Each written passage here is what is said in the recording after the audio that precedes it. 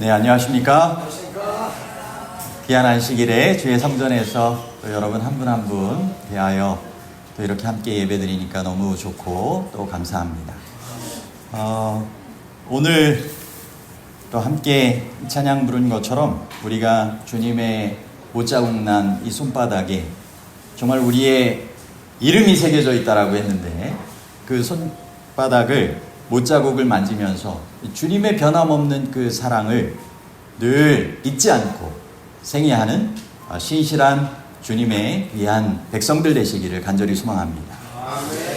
저희가 어떠한 시험을 만난다 할지라도 어떠한 고난의 순간을 할지라도 변함없는 예수 그리스도의 사랑이 우리의 심령 가운데 잊혀지지 않고 분명히 기억된다면 끝까지 그분을 의지하는 자들을 구원하여 주시는 그분의 구원의 은혜가 우리 모두에게 임하리라고 생각을 합니다.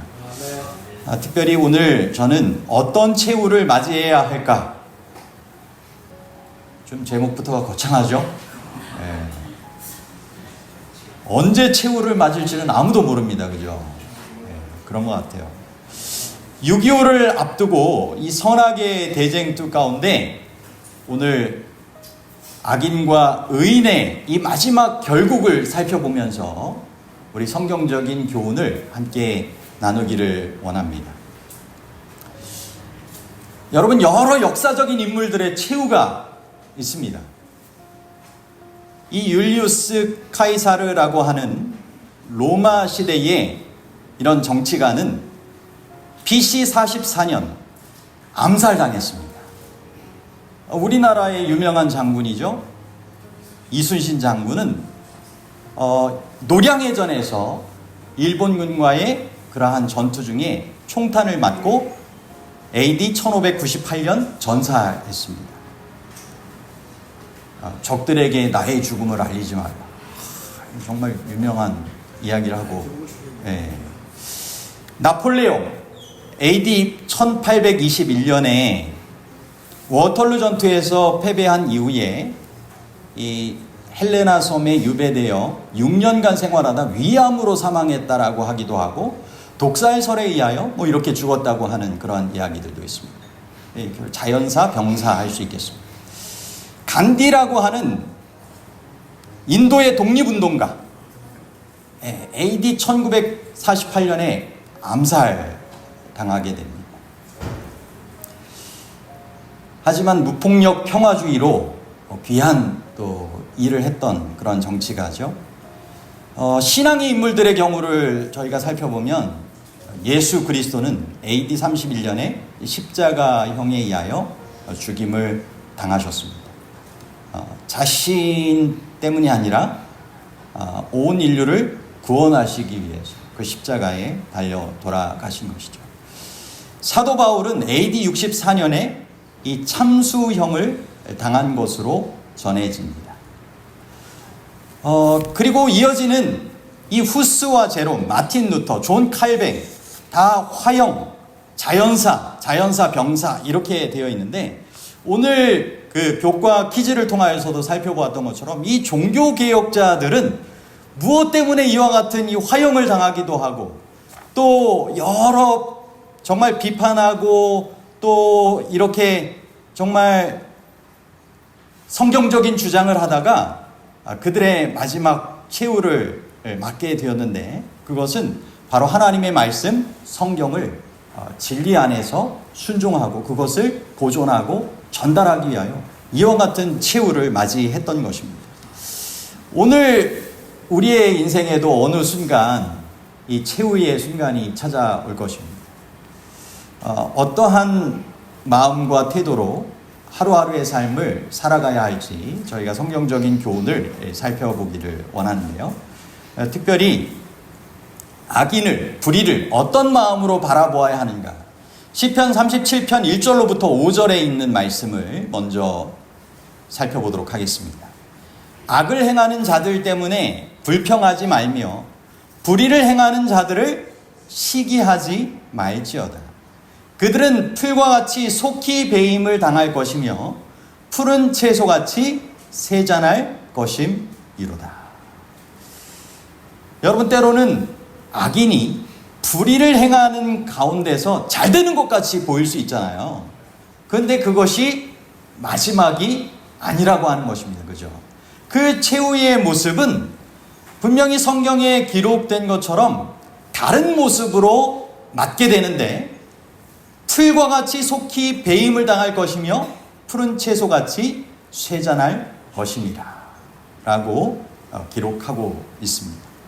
제가 이 들어오는 입구 쪽에, 주차장 쪽에 뭔가 이렇게 예전에 그 대청소할 때 잘 정리정돈이 되었었는데, 이후에 막 풀도 나고, 그래서 이 잘못하면 후방 이렇게 해가지고 주차할 때 이 경고음도 들릴 것 같더라고요. 그래서 제가 낫으로 좀 이렇게 베고 했는데, 여러분 뭐 같은 거 이렇게 풀 같은 거 베고 나면, 또 푸른 채소 같은 것들도 이렇게 따놓고 나면 어떻게 됩니까? 금방 시들시들해지죠. 그런 것처럼 하나님의 영적인 생명에서 떨어져 나가 있는 삶의 모습은 지금 당장은 뭔가 생명력이 있어 보이지만 그 마지막의 모습은 쉽게 쇠잔하고 사라져버리게 된다라고 하는 것입니다. 그러면 우리가 어떠한 삶을 살아가야 되느냐? 3절로부터 이어지는 말씀이죠. 여호와를 의뢰하고 선을 행하라. 땅을 머무는 동안 그의 성실을 먹을거리로 삼을지어다. 성실하게 살아가라 보다 그의 성실을 먹을거리로 삼을지어다. 이 말이 되게 은혜로운 것 같아요. 하나님께서 얼마나 우리를 성실하게 돌보시고 또 인도하십니까? 그죠? 그분의 성실하심을 우리가 의지하여 살아가는 것, 정말 필요한 것입니다. 또 여호와를 기뻐하라. 그가 내 마음의 소원을 내게 이루어 주시리로다. 여호와를 기뻐하는 것이 우리의 힘이라고 하셨습니다. 주님 안에서 어떠한 형편에 처하든지 간에 정말 항상 기뻐하고 범사에 감사하는 삶을 살아가라고 하신 것은 하나님의 변함없는 약속입니다. 여호와를 기뻐할 때 우리의 마음의 소원을 이루어 주신다라고 하셨습니다.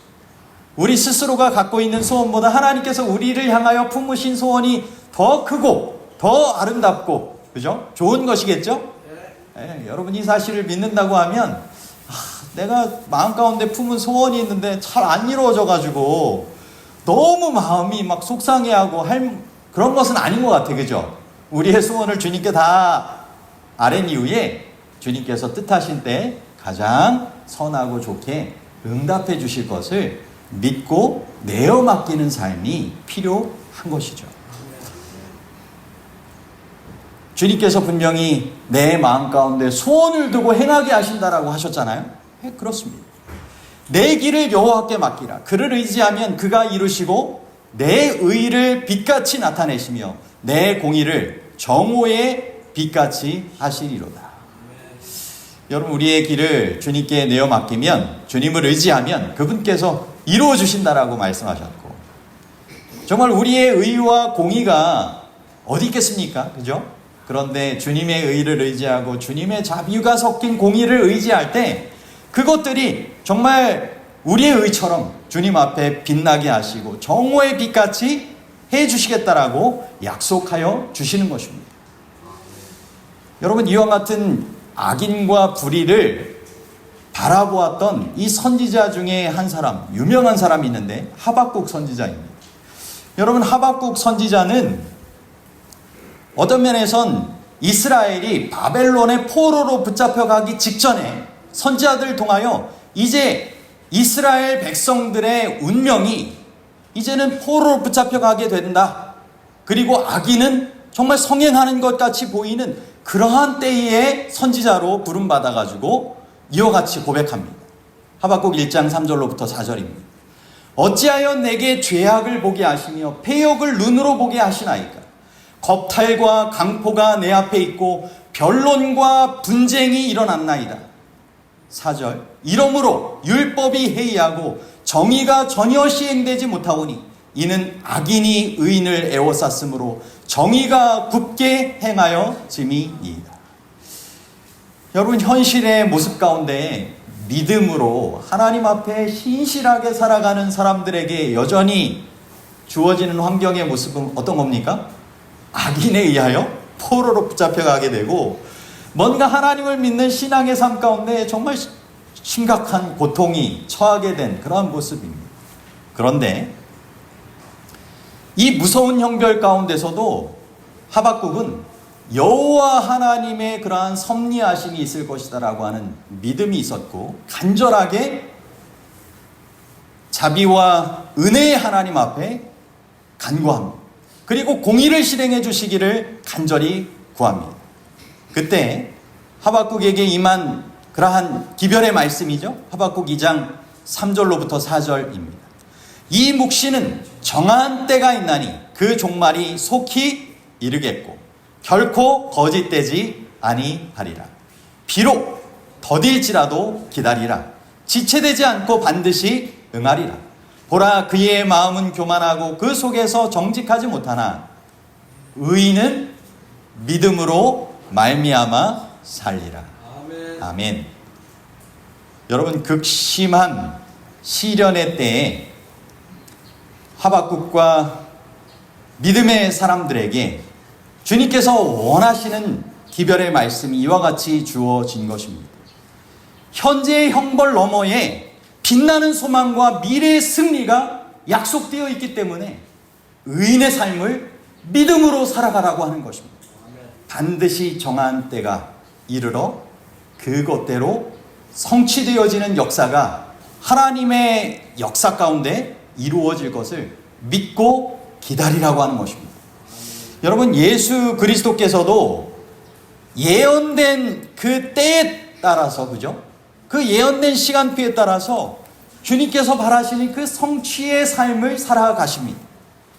정말 고난의 길, 십자가의 길, 희생의 길이 있었기 때문에 그 이후에 부활과 승천, 그리고 하늘 보좌에 앉게 해주시겠다라고 약속하신 모본처럼 정말 영생의 길, 하늘 본향을 향하여 나아가는 의인이 나아가야 할 믿음의 길을 보여주실 수가 있었던 것입니다.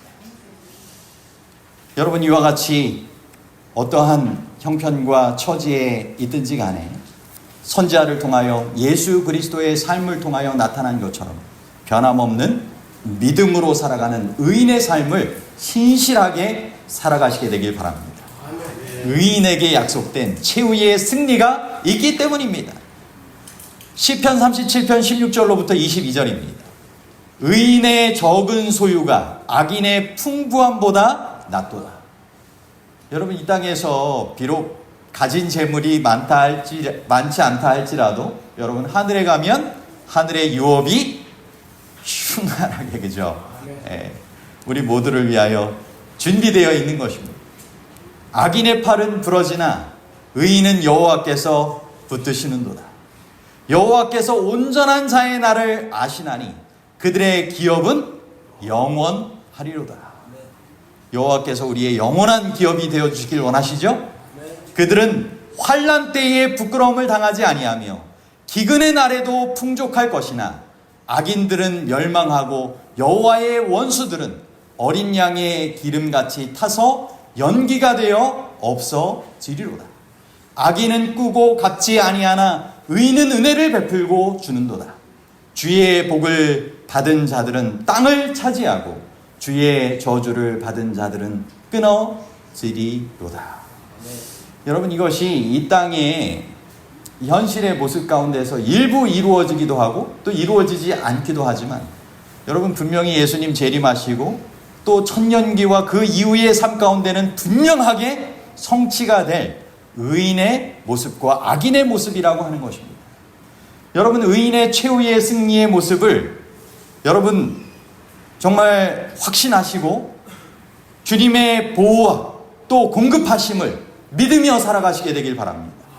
특별히 시편 37편 23절로부터 24절, 제가 성경 말씀 가운데 가장 좋아하는 말씀 가운데 하나인데, 여호와께서 사람의 걸음을 정하시고 그의 길을 기뻐하시나니, 영어 성경 번역 가운데 보면 원어에 가까운 번역 가운데 여호와를 기뻐하는 그 사람의 발걸음을 주님께서 이와 같이 지도하신다라고 말씀하시는 것입니다.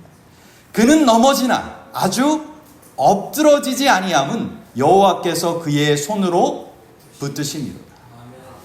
여러분, 여호와를 기뻐하는 자의 삶을 주님께서 주목하여 훈계하신다라고 하셨던 것처럼 어떤 선택을 해야 할지, 어느 길로 가야 할지 주님께서 분명히 지혜를 구할 때 사랑으로 역사하셔서 알려주실까요? 네, 분명히 우리의 삶을 지도하시고 인도하여 주실 것입니다. 그리고 우리가 넘어진다 할지라도 아주 엎드러지지 않도록 어떻게 하신다고요? 여호와께서 손으로 붙드심이로다. 정말 여호와께서 버팀목이 되셔서 우리의 삶을 지지해 주시고 끝까지 이끌어 주신다라고 약속하신 이 말씀은 너무나 힘이 되는 귀한 말씀 아니겠습니까? 여러분, 의인은 7번 넘어질지라도 8번 일어난다. 근데 그 이상이라 할지라도, 그죠? 여호와께서 붙들어 주시면 넘어졌다가 다시 일으켜 주시는 주님의 그러한 은혜와 능력 따라서 우리가 살아갈 삶의 길이 있는 것입니다. 여러분, 특별히 제가 이 양평교회 사진을 새롭게 찍고 이렇게 좀 멋있게 만들어 봤는데, 이 양평교회를 통하여서 또 주님께서 바라시는 의인의 삶이 출입하는 한 분 한 분의 삶 가운데 이와 같이 성경의 약속처럼 성취되게 되기를 간절히 소망합니다. 잠언 4장 18절로부터 19절에 보면 의인의 길은 돋는 햇살 같아서 크게 빛나 한낮에 광명에 이르거니와 악인의 길은 어둠 같아서 그가 걸려 넘어져도 그것이 무엇인지 깨닫지 못하느니라. 여러분, 창세기를 통하여 요한계시록까지 이루어지는 한 가지 주제를 다들 정리하실 수 있겠지만 저는 어두움에서 빛으로 가는 역사라고도 생각이 됩니다. 여러분, 처음에 창조되기 전에 무엇이 있었어요? 어둠, 흑암, 공허, 그죠? 혼돈 있지 않았습니까? 그런데 빛이 있으라 말씀하셨던 그분의 명령에 따라서 빛이 있으며 조화되고 질서 있게 아름다운 그러한 창조의 세계가 이루어졌던 것처럼 이 세상에 사단이 몰고 오는 어떤 어려움의 순간이 다가온다 할지라도 여러분, 여전히 보좌 주위에 빛나는 무지개를 통하여서 우리에게 약속된 은혜의 광선이 우리 모두에게 비춰지고 있음을 여러분 믿으시게 되기를 바랍니다. 그분께서 우리를 어두운 가운데 다시금 살아갈 수 있도록 날마다 빛을 비춰주시기를 원하시고 계십니다. 주의 말씀은 내 발의 등이요 내 길의 빛이니이다. 여러분, 하나님의 빛의 인도하심을 무엇을 통하여 받을 수 있는 것입니까? 날마다의 하나님의 말씀을 마음 가운데 담고 그 말씀대로 묵상하며 순종하는 삶을 살아갈 때 주님께서 비춰주시는 빛이 임하게 되는 것입니다. 그리고 그 삶은 빛의 나라, 빛의 근원 되신 하나님께서 거하시는 그 하늘 본향으로 인도하는 길이 될 것입니다.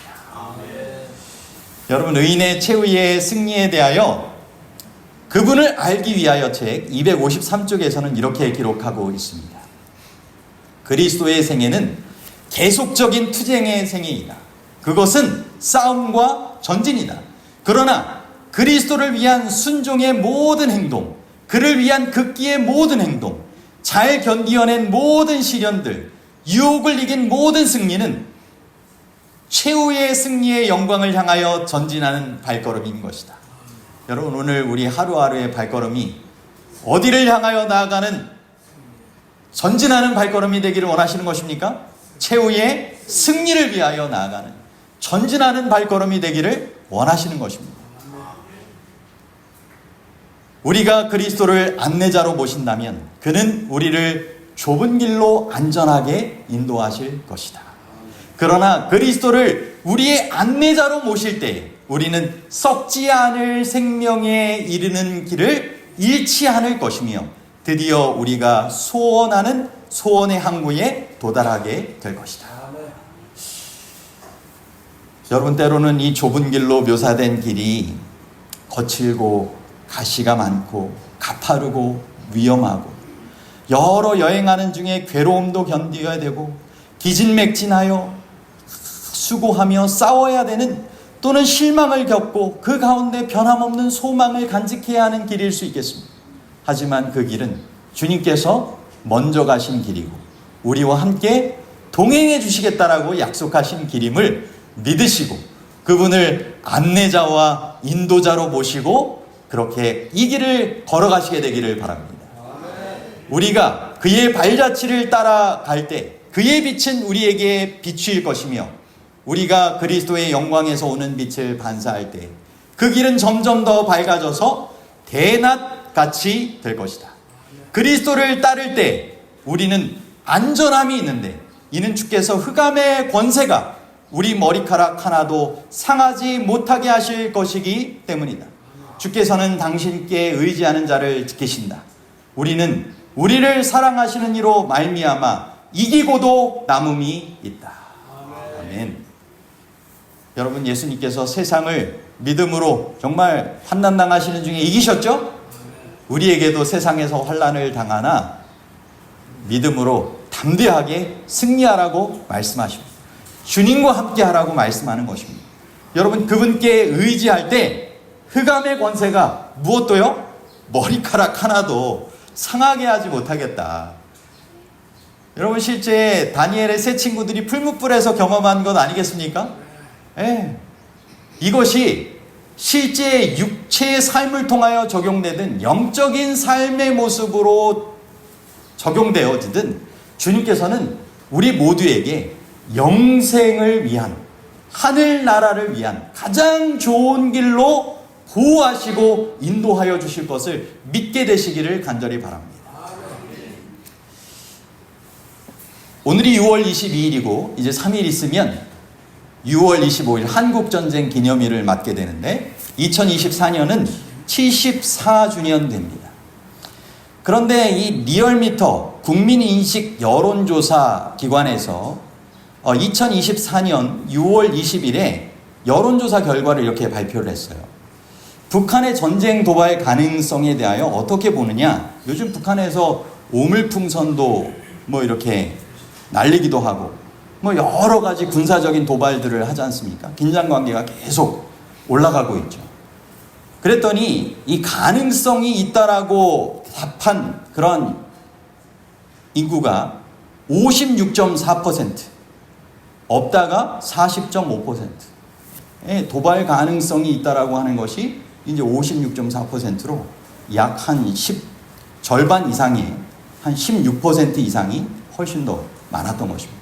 아마 한국에 거주하는 외국인들한테 더 조사를 했으면 훨씬 높게 나왔을 것 같아요. 그분들은 늘 이렇게 경계하고 준비하고 살아간다라고 하더라고요. 근데 이 전쟁이 났을 때 얼마나 정말 힘들었을까요? 갑작스럽게 집을 잃고 피난길을 떠나야 되고 정말 전쟁통에 살아남는 가운데 먹는 문제, 자는 문제, 여러 가지 고통스러운 현실에서 살아남아야 하는 그러한 일들이 있었을 것입니다. 그죠?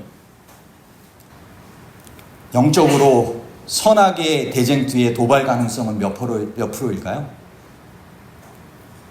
사단 마귀는 날마다 전쟁을 일으키죠? 영적인 대쟁투 100%입니다. 예기치 않은 사단의 폭탄 테러, 우물풍선과 같은 것들이 얼마나 우리에게 정말 날라오고 있는지 모르겠습니다. 여러분, 그것들을 어떻게 처리하고 계십니까? 여러분, 주님과 함께, 주님의 사람들과 함께 그 모든 것들을 잘 감당해 가시게 되기를 간절히 소망합니다. 히브리서 3장 13절에 보면 오직 오늘이라 일컫는 동안에 매일 피차 권면하여 너희 중에 누구든지 죄의 유혹으로 완고하게 되지 않도록 하라 라고 말씀하고 있습니다.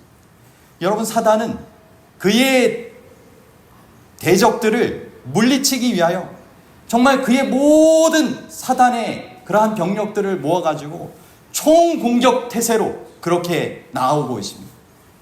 여러분, 우리가 혼자 싸워 이길 수 있을까요? 성삼위 하나님과 거룩한 천사들과 그리고 또한 성도들 된 하늘 가족들과 함께 싸워 이겨야 하는 것입니다.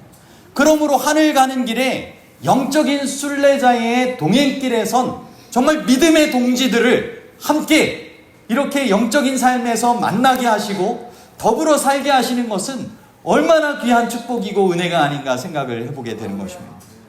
여러분, 우리의 신앙 공동체의 모습 가운데 이런 영적인 투쟁 가운데서 잘 승리할 수 있도록 서로를 위하여 기도하고 격려하고 축복하는 그런 모임들이 잘 이루어지게 되기를 바랍니다.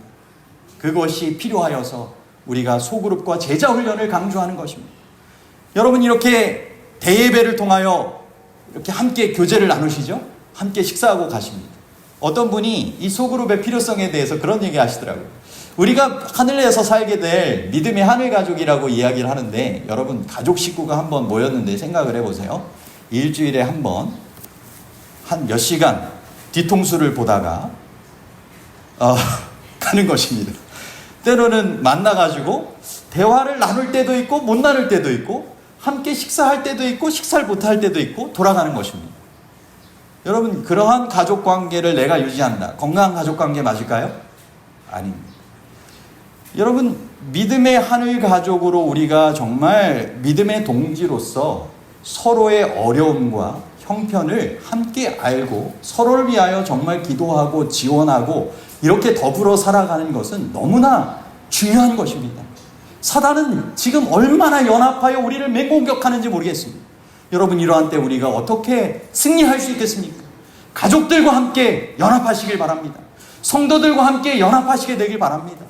그 일을 위하여 주님께서 이와 같은 이 소그룹에 단합되는 모임을 우리가 갖게 되기를 원하시는 것입니다. 장작불도 하나를 태우면 그 불 붙었다가 좀 있으면 꺼질 수 있지만, 장작불이 계속 탈 수 있으려면 어떻게 하는 것입니까? 장작을 모아놓아야 하는 것입니다. 영적인 부흥이 일어나기 위해서는 이와 같은 함께 연합하여서 주의 일에 힘쓰는 그러한 일들이 필요한 것입니다. 이와 같은 화요일과 금요일 예배일 뿐만 아니라 주중을 통하여 여러분들이 모일 수 있는 모임의 기회 때 정말 성도들과 함께 나눌 수 있는 이러한 영적인 교제와 그러한 선교의 삶을 우리가 주님께서 원하시는 것처럼 신실하게 살아가시기를 간절히 바랍니다. 6.25 전쟁 때에 대한민국을 건지신 하나님에 대하여 이 구제서라고 하는 예비역 소장님이 기독교 세계관 매거진 월드뷰 2021년 6월 달에 이렇게 기록을 하셨더라고요. 성경의 전쟁도 하나님의 특별한 섭리가 있을 때 승리가 있었던 것 아시죠? 네, 그런 것처럼 6.25 때도 어떤 면에선 참 북한에 비해서 이 남한의 군사력은 형편없이 열악했습니다. 그런데 하나님께서 이와 같이 개입하셨다라고 특별하게 이렇게 기록해가지고 정리한 내용이 있었는데 몇 가지가 있습니다. 첫 번째, 전쟁 발발 전 군 내에 좌익 세력을 제거하는 일들이 있게 되었다라고 하는 것입니다. 그리고 북한군이 서울을 점령한 후에 3일간 지치하게 된 일이 있었다라고 하는 것입니다. 그리고 인천 상륙 작전이 정말 성공 확률이 5,000분의 1도 되지 못한다라고 처음에는 반대했다라고 하는데 유엔군 사령부에서 이것이 기적적으로 성공하게 되었습니다. 신속한 미군 및 유엔군의 파견입니다. 전쟁 발발 2일 만에 유엔의 안보리의 결정을 통하여서 미군과 유엔 병력이 파견됩니다. 2일, 3일 만에. 세계 역사에 이렇게 신속한 파병은 없다라고 합니다. 지금까지. 그리고 전 세계 60개국의 지원군이, 그리고 그러한 모습들이 물자 지원을 통하여, 의료 지원을 통하여, 전투병 지원을 통하여 이루어졌다라고 하는 것입니다. 여러분, 하나님께서 이 대한민국을 정말 놀랍게 건져 주신 것입니다.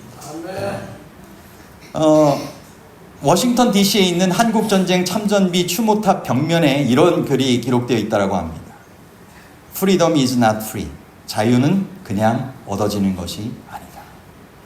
여러분, 이름 모를 나라와 이름 모를 사람들을 누군가를 위하여 수많은 희생이 치러졌고 정말 나라를 위하여 목숨을 바친 이들의 희생이 있었기 때문에 이와 같은 자유와 그러한 평화가 우리에게 이루어지고 있는 것입니다.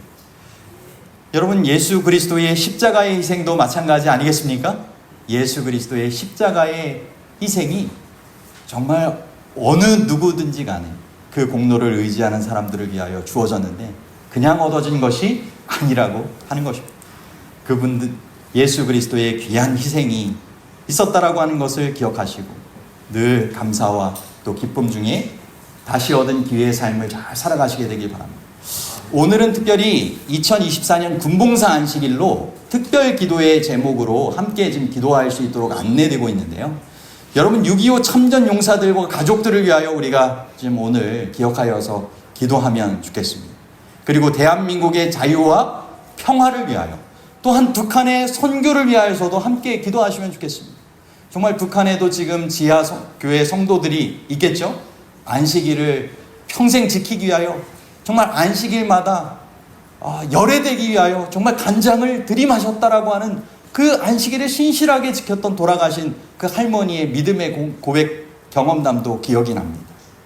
여러분, 탈북민을 위하여 선교하는 그러한 이들도 있습니다. 그들이 선교인으로 양성되어 정말 다시 가족들을 또한 동지들을 구원하기 위한 그러한 일들을 행할 수 있도록 우리가 기억하여 기도하는 것 필요하겠습니다. 그리고 재림꾼인들의 전인적인 건강과 또 준비와 성장의 시간이 될 수 있도록 오늘날의 영웅으로 누구들의 희생이 있는 거예요? 이 재림꾼인들의 헌신과 희생이 있는 것 아니겠습니까? 그죠?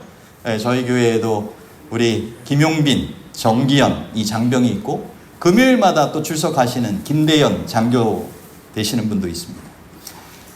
재림꾼인들의 안식일 준수와 부대 인접교회 출석, 그리고 더 나아가 논산 육군훈련소에 재림교회 안에 군선교센터가 재림교회 군선교센터가 지금 건립되어지는 일이 추진되어지고 있습니다. 그래서 이 모든 일들을 위하여 함께 정말 기도해 주시는 삶을 오늘 또 앞으로의 삶을 통하여 우리가 함께 살아갔으면 좋겠고요. 제가 이 제목은 오늘 단톡방을 통해서 또한 나눠드리도록 하겠습니다. 여러분, 특별히 이 시편 37편 37절로 39절에 우리가 성경 교독한 말씀이죠. 온전한 사람을 살피고 정직한 자를 볼지어다. 모든 화평한 자의 미래는 평안이로다. 범죄자들은 함께 멸망하리니 악인의 미래는 끊어질 것이나 의인들의 구원은 여호와로부터 오나니 그는 환난 때에 그들의 요새이시로다. 아멘.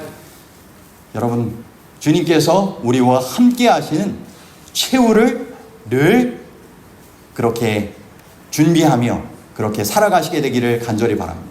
그분께서 우리 모두에게 승리의 삶을 약속하여 주시는데, 특별히 그리스도 안에서의 소망의 삶 가운데 저는 한 그 부류의 인물들만 지금 강조하여서 말씀을 나누려고 합니다. 그리스도 안에서 소망을 가지고 항상 최후를 주님 안에서 맞을 준비를 하면서 살아갔던 이들을 각 시대 대쟁투 255쪽에서는 이렇게 기록을 하고 있습니다. 존 웨슬리와 찰스 웨슬리가 목사 안수를 받은 다음에 선교 사업을 위하여 미국으로 파병되어서 미국으로 가는 배 안에서 경험한 이야기입니다. 독일인 한 무리들을 만나게 되는데 이렇게 기록하고 있어요. 그들은 영국 사람들은 아무도 하려고 하지 않는 비천한 일들을 함으로 항상 겸손의 증거를 보여주었다. 그리고 그들은 그런 일에 대하여 아무런 보수도 원치 아니하였고 그것은 자기들의 교만한 마음을 위하여 유익한 것이라고 하며 그들을 사랑하는 구주께서 자기들을 위하여서는 더욱 큰 일을 행하셨다라고 하였다. 그리고 그들은 매일 어떠한 장애를 만날지라도 거기에 동요되지 않는 유순한 태도를 보여주고 있었다. 유순한 태도의 모습들을 기록하고 있죠. 그런데 이제 그들이 교만과 분노와 복수의 정신에서는 물론이요, 공포심에서 놓여놨는지에 대한 여부를 시험해 볼 기회가 왔다. 그들이 언제든지 예배를 시작할 때에 시편을 송용하던 그대로 시편을 읽고 있을 때 바다가 거칠어지고 큰 돛이 찢어지고 파도는 배를 삼키려는 듯이 가판이를 휩쓸었다. 이때 영국인들 사이에서는 떠들고 부르짖는 소리가 일어났다. 그러나 그 독일인들은 조용히 송영을 계속하고 있었다. 후에 나는 그들 중에 한 사람에게 당신들은 무섭지 않았습니까? 라고 물어보았다. 하나님의 은혜로 조금도 무섭지 않았습니다. 라고 대답하였다. 나는 또 그러나 부인들과 아이들은 무서워하지 않습니까? 라고 물었습니다. 그는 부드러운 어조로 아니요, 우리의 부녀들과 아이들은 죽는 것을 두려워하지 않습니다. 라고 대답하였다. 웨슬리의 회심 전후 영국으로 돌아오자 웨슬리는 모라비아 교도들의 전도자의 교훈 아래 성경상 신앙을 더욱 분명히 이해하게 되었다. 그는 구원을 얻기 위하여 자기의 행함을 의지하던 것을 모두 버리고 세상 죄를 지고 가는 하나님의 어린 양을 온전히 신뢰해야 하여야 한다는 것을 깨달았다. 여러분, 독일의 모라비아 교도들이 삶의 모든 모습 가운데 겸손과 온유한 예수님의 모습을 담는 삶을 살아가고 있었습니다. 그분께서 치르신 더 귀한 희생이 우리 모두에게 제공되었다라고 하는 것을 그들은 믿음 가운데 확신하고 있었고, 폭풍이 치는 정말 죽음의 환경이 몰아쳐 왔지만 그들은 그리스도 안에 소망을 품고 영생의 소망 가운데 뭐 하지 않았어요? 두려워하지 않는 의인의 마지막 최후를 위하여 준비된 모습을 간직하고 있었던 것입니다. 오늘 주님께서 우리에게 원하시는 삶의 모습이 무엇일까요? 삶에 만나는 선악의 대쟁투 가운데 얼마나 많은 예기치 않은 일들이 우리의 삶에 찾아오고 있습니까? 여러분, 우리의 하늘 목적지를 향한 결승선이 목적지가 얼마 남지 않았습니다. 루터는 시편 37편에 대하여 성도들의 인내가 여기에 있다라고 기록하고 있습니다. 주님께서 바라시는 의인의 삶, 성도의 인내의 삶을 믿음으로 살아가심으로 주님께서 바라시는 준비된 최후의 삶을 위하여 매일매일 살아가시는 우리 모두의 삶이 되시기를 간절히 바랍니다. 주님께 늘 마음을 가까이 하고 주님과 동행하며 주님과 동역하는 귀한 삶을 우리 모두가 주님 안에서 살아가시게 되기를 간절히 소망하며 말씀을 마치도록 하겠습니다.